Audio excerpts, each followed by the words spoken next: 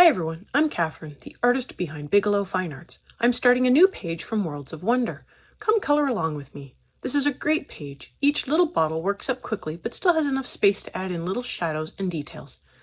This set of videos has been kept very close to my normal speed, only sped up just a touch, especially the background. If there is lots of interest in more beginner-style, slower color-alongs, I can make more. When starting a new page that I have not planned any colors for, I typically like to start with something that is unknown, like terracotta pots. I love terracotta pots, and so that is always an easy starting place for me. I come in with some burnt ochre and add in a light base layer over the whole pot. I now want to come in with my sepia to add in shading, to show that the pot is rounded. I typically like to put my shadows on the left. I am right-handed, and that is just a natural tendency of mine.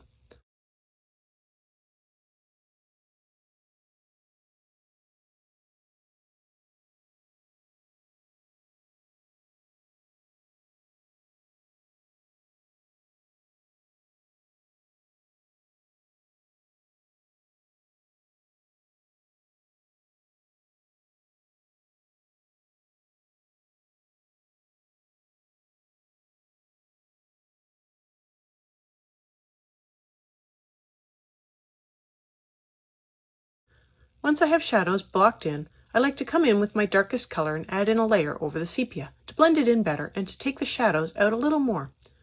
I also want to make sure I put in a shadow under the rim of the pot. If you haven't already, go ahead and hit that subscribe button. It helps keep you informed of when I post new videos, as well as join in on the color-alongs. I have palettes and timestamps in the Patreon post, so go check that out if you want the whole list of colors. Subscribing is the best way to keep up with the color-alongs.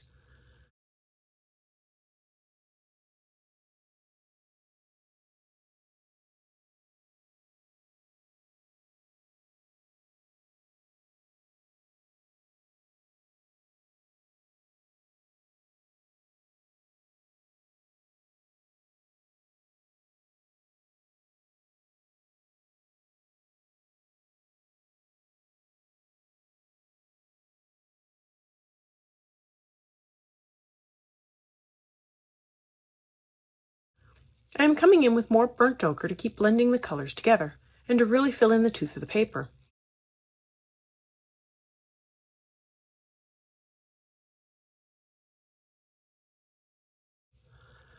I also want to make sure I have enough layers over the highlight, so I come in with ivory to add another layer, blend in the burnt ochre into the paper and the shadows, so as to keep the highlight bright. It is the contrast between the lights and darks that are providing visual interest. I am moving on to the tree, because everyone has a general idea of what a tree looks like. I am adding in a layer of bistre over the whole trunk. I find the key to jumping into a page is to color the things that remind me of some everyday object or item. I also went through and colored up everything that looked like a wooden beam. To prepare for this page, all I did was clip it to a giant artboard so it could stand on an inclined table at the right height. I then placed a thick piece of paper underneath the part I will be working on to protect the pages underneath, especially if I have colored on them already, as this will prevent color transferring to the other page. And I place a sheet of glassine on the opposing page to protect that too, and I am ready to go. Sometimes I plan out a palette of colors, sometimes I don't.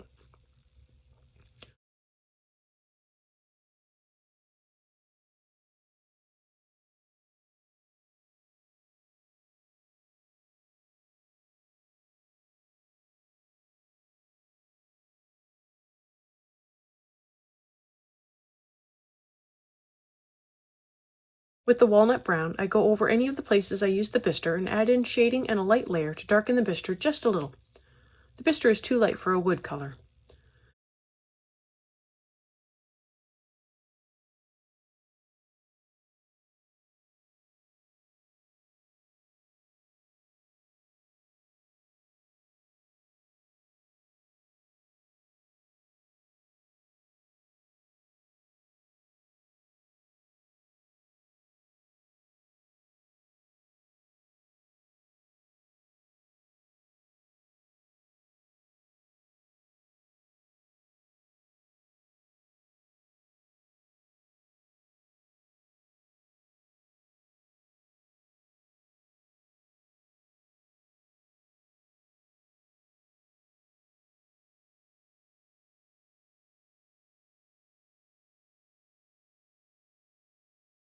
And my favorite shading color is sepia.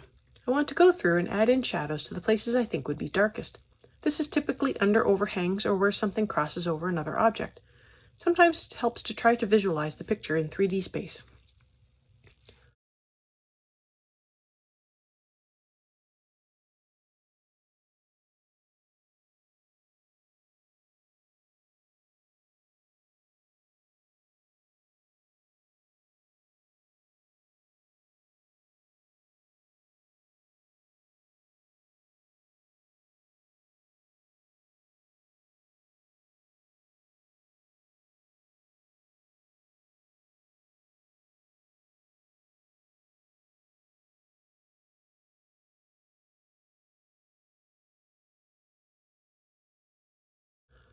I'm going with slightly different colors than I normally use for tree green.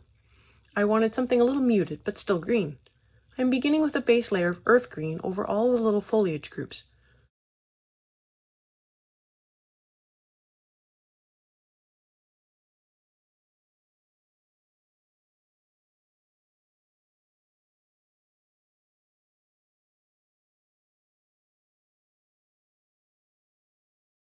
For the shading, I am blocking them in with the chrome green oxide.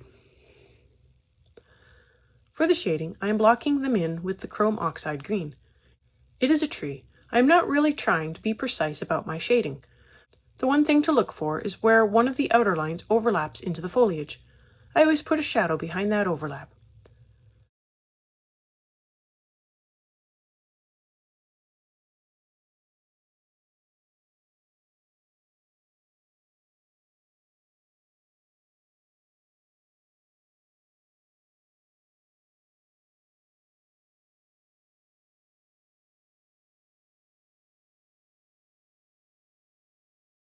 I now want to blend the chrome green into the earth green better, so I am coming in with the juniper green.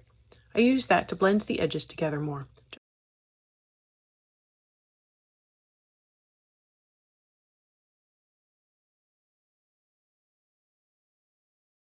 To darken up the whole foliage clump, I add in another uniform layer of earth green, and that is the tree.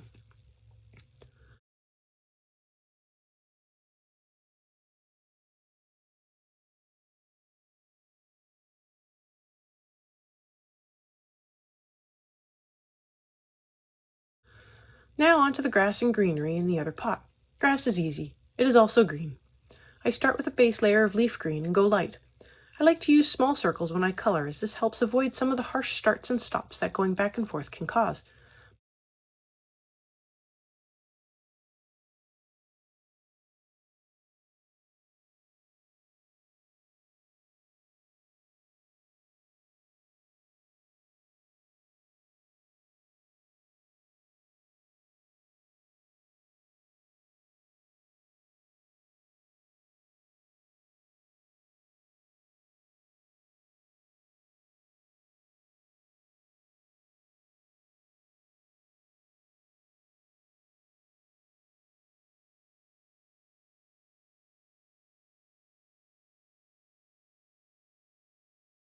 But sometimes a little harsh starting and stopping is just what is needed, and with the chrome oxide green, I am coming in and making non-circular motions to create a little bit of grass texture into the grass.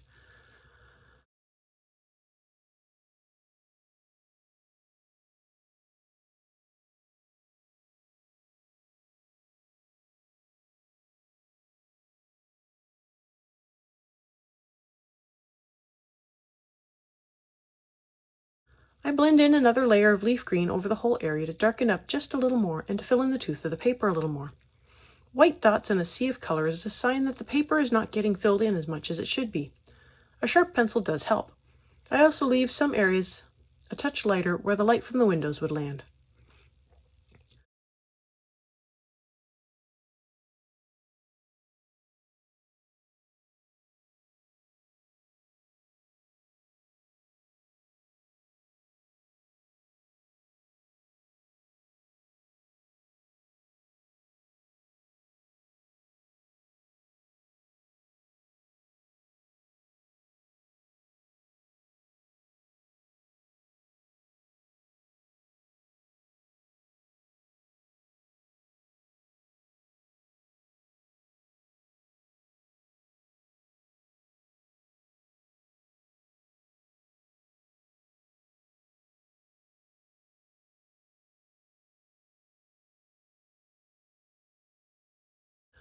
I'm moving on to the background.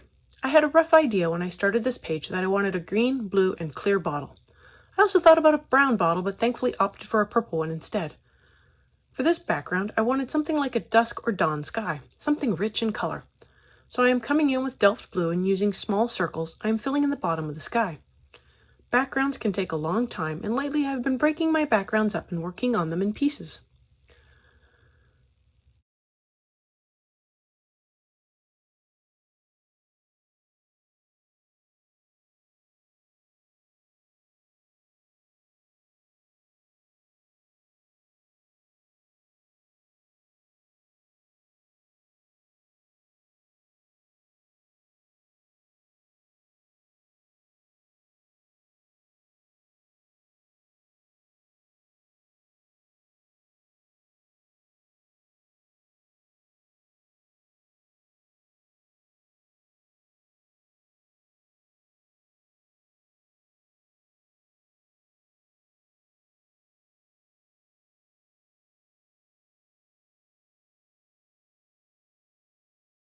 So on to the lantern and a base layer of cadmium orange.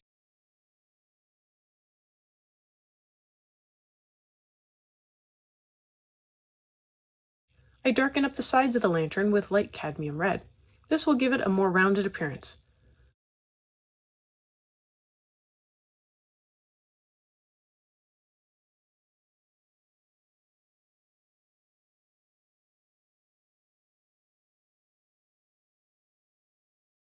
I continue with more deep scarlet red, keeping it to the edges to really darken them up.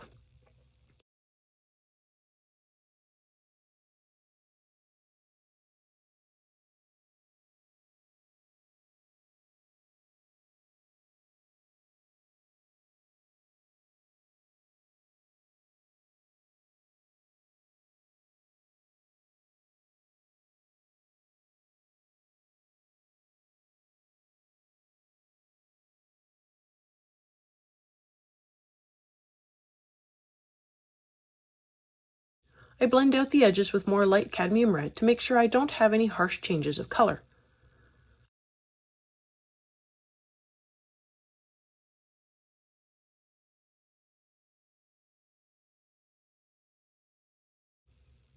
I blend the highlight with more cadmium orange to keep it light.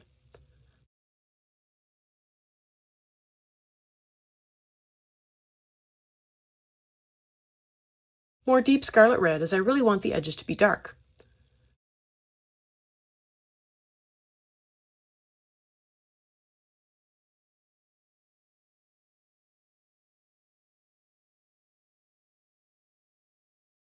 And some sepia really helps bring it all together.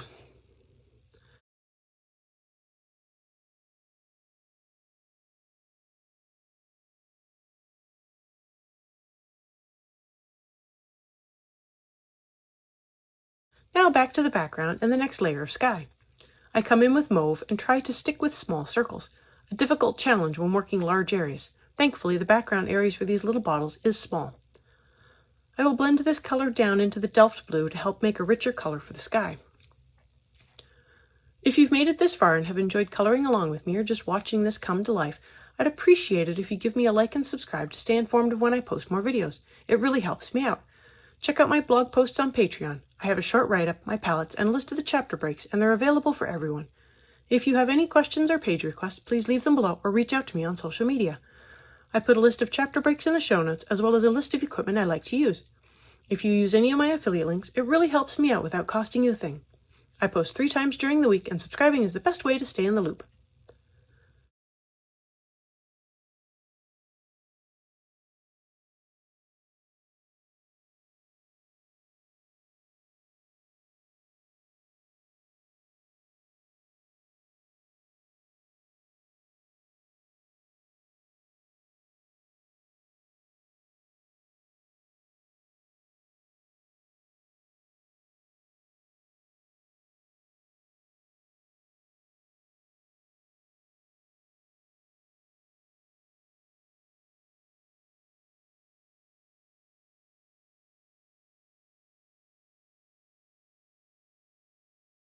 Since I keep my layers light, if I have a little out of the line color going on, I can come through and erase it back.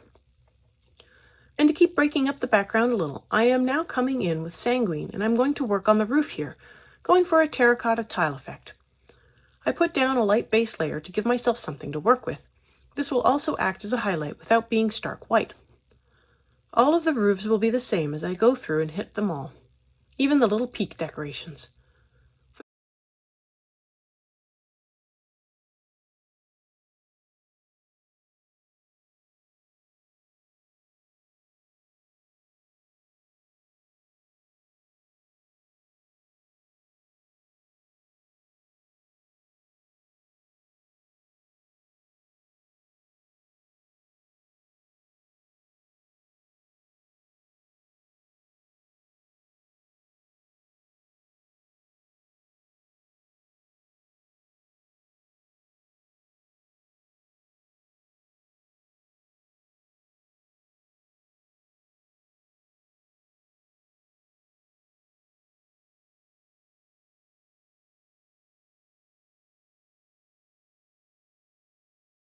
For the highest roof, I go through again, making little U's to add in a little texture so the roof appears to have tiles.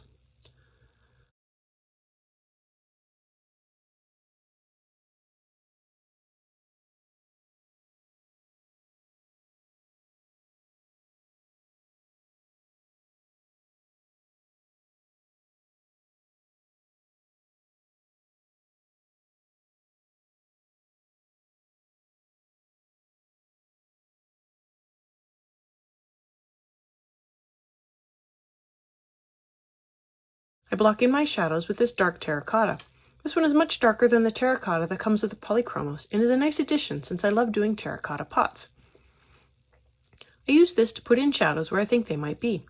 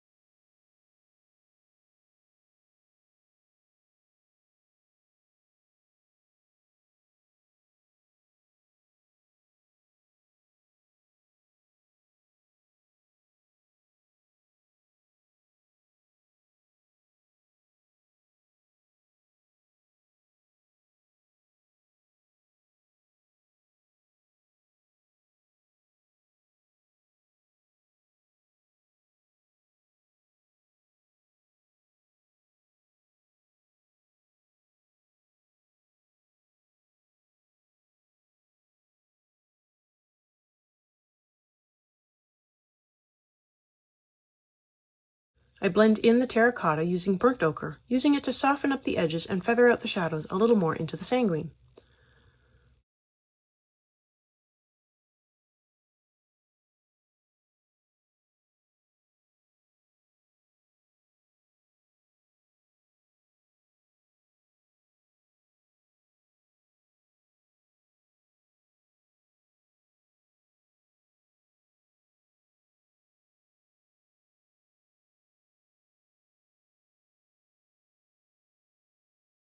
With the bistre, I add in more wood details. I add in a layer of walnut brown, then a shadow with the sepia.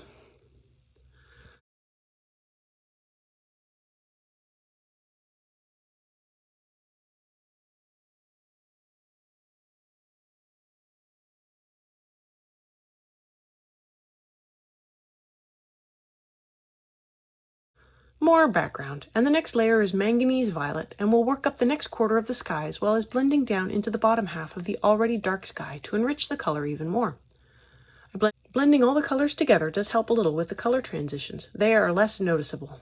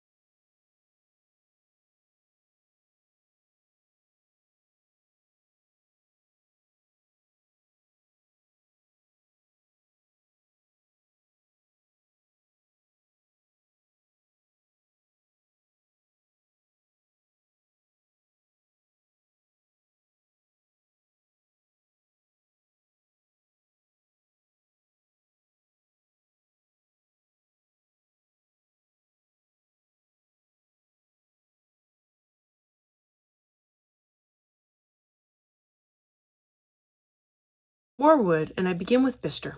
I add in some walnut brown, then a shadow with the sepia.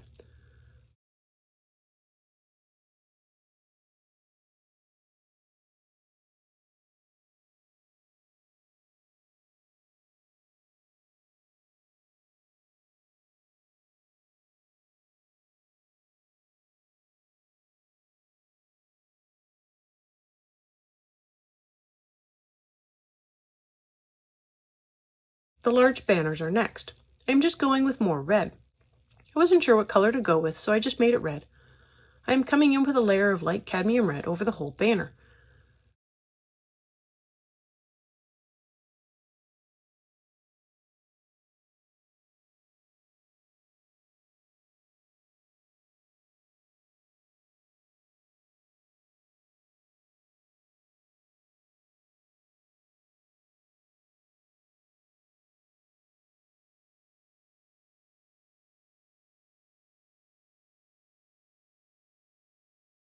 With the deep scarlet red, I add in a light layer over the whole banner, but I add in more around the middle where it is bending and might cause the color to look darker. I'm not sure it is needed, but I did it.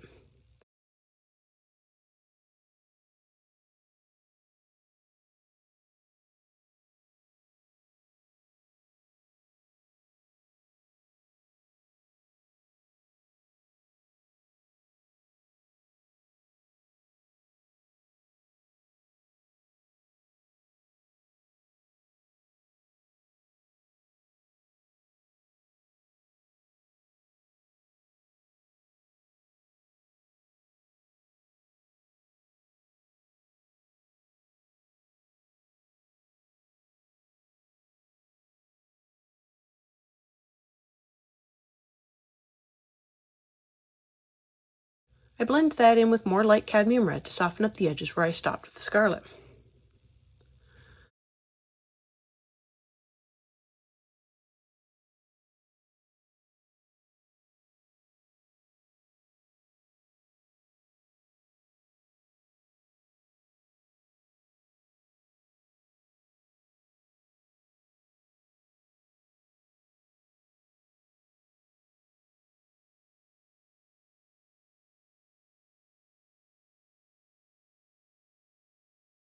For the door banner, I blend in a little more light cadmium red, then I add some deep scarlet around the edges to make them a little darker, like a seam around the edge. Then I hit up the top of the banners with a little more red where they are tied to the standard.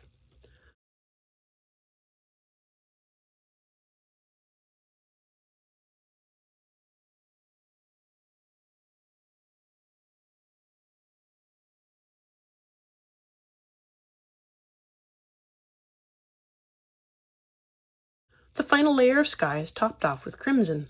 I am also leaving a thin white area following the contour of the bottle where the light would glare off from the sides.